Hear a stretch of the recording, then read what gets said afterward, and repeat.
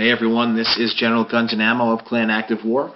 In this video, we're going to go through a 3-star Gowipe attack, go through the funneling concepts, troop combinations, troop drops, spell drops, placement, all that good stuff, and hopefully help you 3-star more Gowipes in war.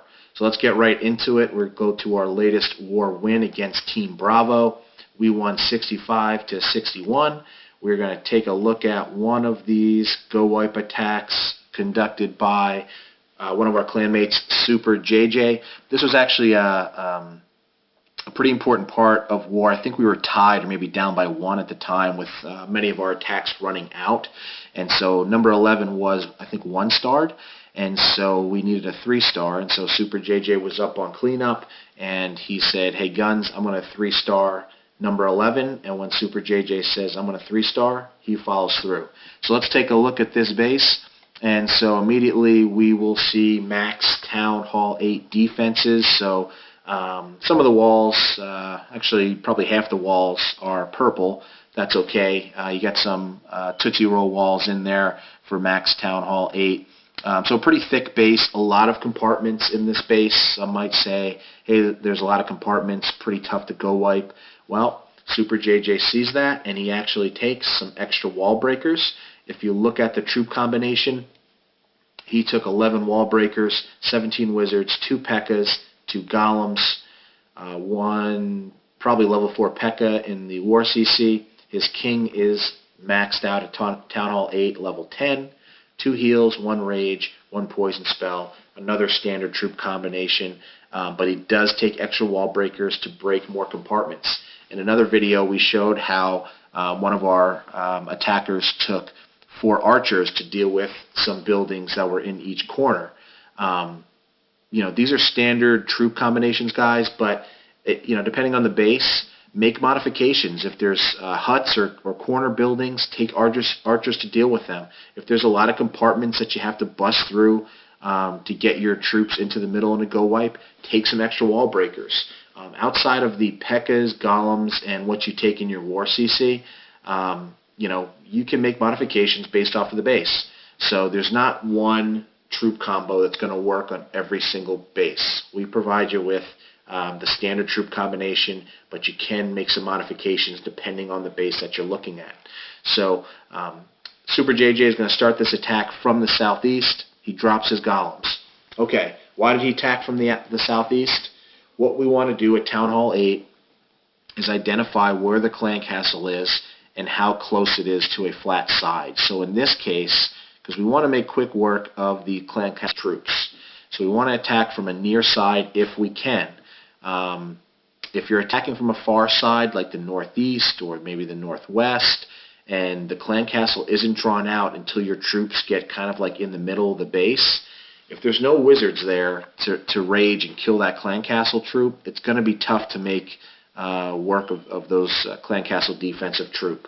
So we want to typically try to attack from a flat side nearest to the clan castle so that you can draw out the clan castle troops. When they meet your attack troops, you can rage your wizards and kill, typically a dragon is what pops out of there, kill them quickly and move on with your attack.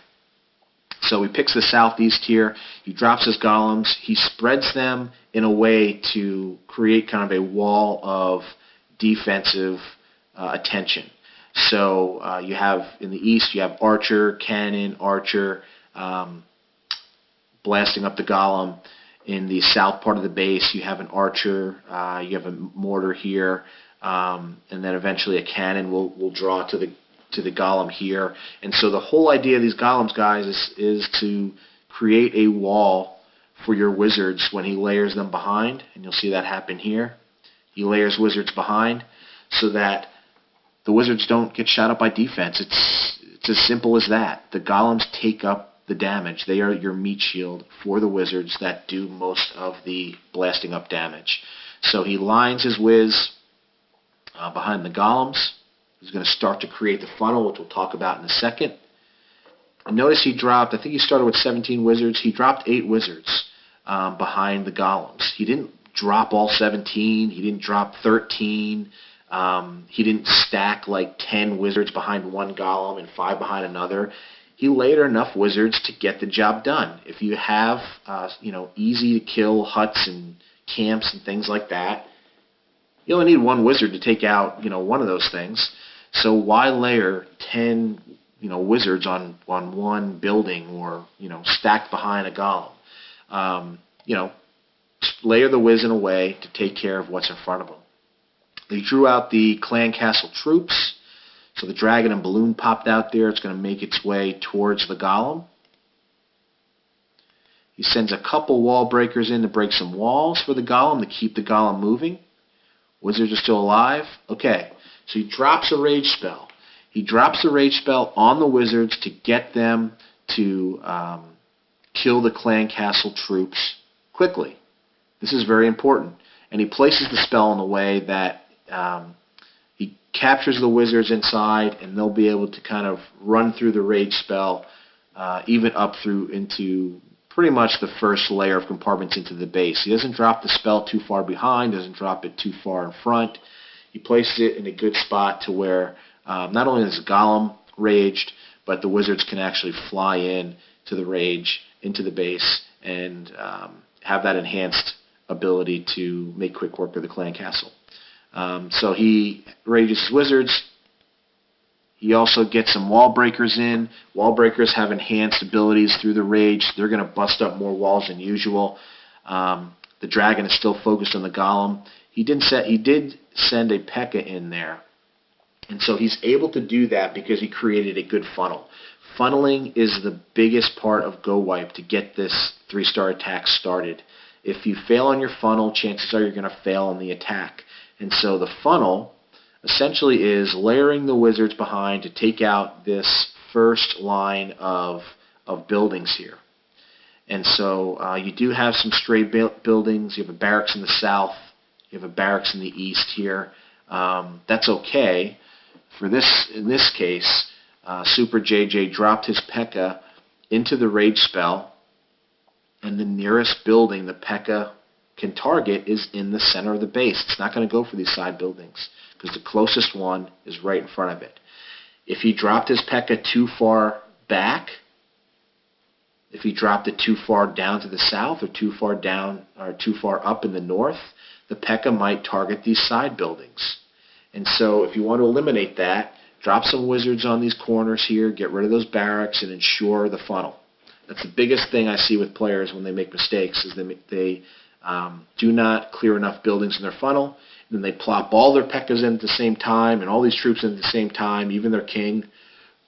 And those troops, all they do is they just target the side building, because that's the nearest one, and they do the loop-de-loop around the base. They get shot up by every single defense that's around the base, and the attack usually fails. So the funnel part of this attack is very, very important.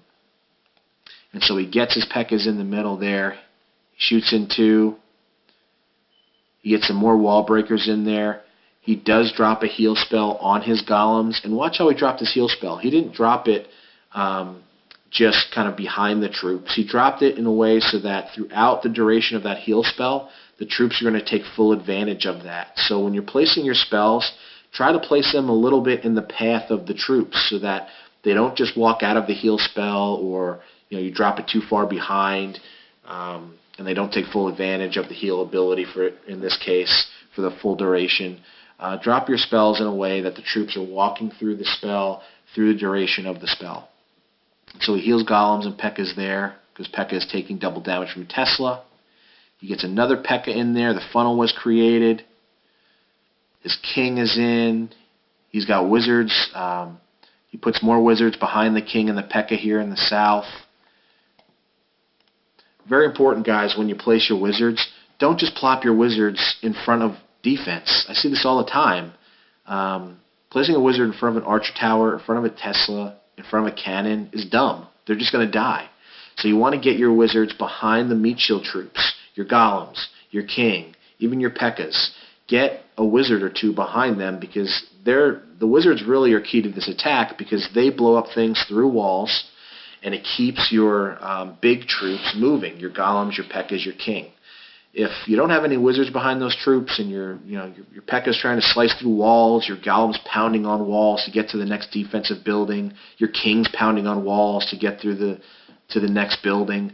That just slows the attack, and typically you'll fail. So you need the wizards to survive, and typically you get them behind the meat shield troops to keep them moving. And so Super JJ drops a second heal here in the middle of the base because his P.E.K.K.A.s are taking more double damage from the Teslas. So he wants to heal those. He's also healing the Golemites here, so that was smart heal placement there. He's got healthy amount of wizards up here in the north. We'll zoom in a little bit to this. His king is supported by wizards here, and they're basically shooting up defense as the king moves to take out these side buildings. He's placing extra wizards strategically to take out buildings to keep troops moving. He still has 3 wizards left. Very important to save wizards, guys.